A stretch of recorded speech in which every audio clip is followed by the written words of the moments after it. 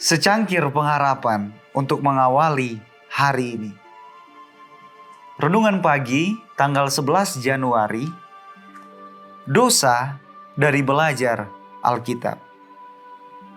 Yeskiel 3 ayat 17 dan 18. Hai anak manusia, aku telah menetapkan engkau menjadi penjaga kaum Israel. Bila mana engkau mendengarkan sesuatu firman daripadaku, peringatkanlah mereka atas namaku.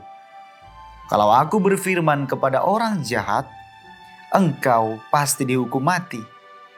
Dan engkau tidak meringatkan dia atau tidak berkata apa-apa untuk memperingatkan orang jahat itu dari hidupnya yang jahat, supaya ia tetap hidup.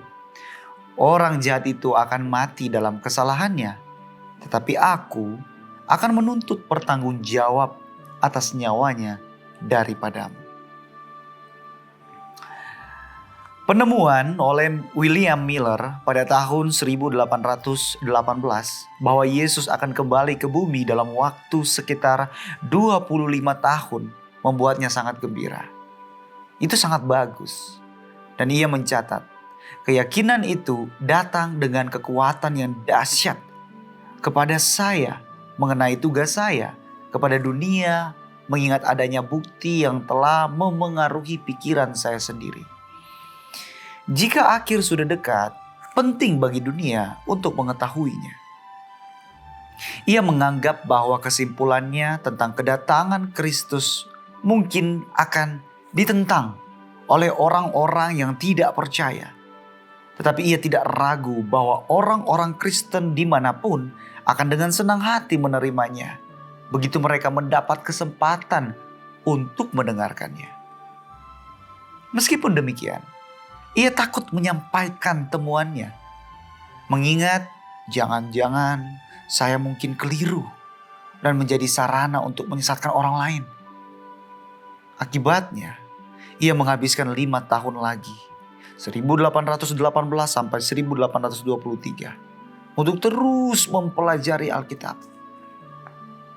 Ketika satu keraguan atas pandangannya tentang kedatangan Kristus teratasi, muncul lagi keraguan lain dalam benaknya, seperti tentang hari dan saat itu tidak seorang pun tahu.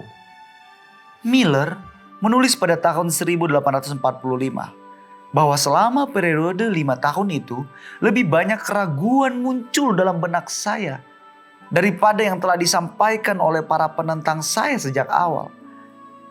Dan saya tidak tahu apakah ada keraguan yang disampaikan sejak saat itu yang tidak menjadi beban pikiran saya. Namun setelah terus belajar, ia percaya bahwa ia dapat menjawab semuanya dari Alkitab. Jadi setelah 7 tahun belajar, Miller telah sepenuhnya meyakinkan dirinya sendiri bahwa Kristus akan datang kembali sekitar tahun 1843.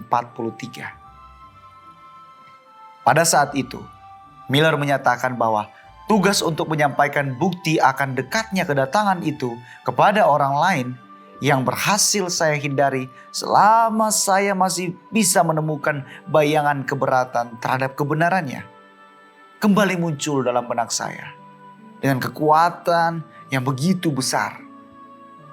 Akibatnya, ia mulai membicarakan lebih terbuka tentang pandangannya melalui percakapan pribadi dengan tetangga dan pendetanya.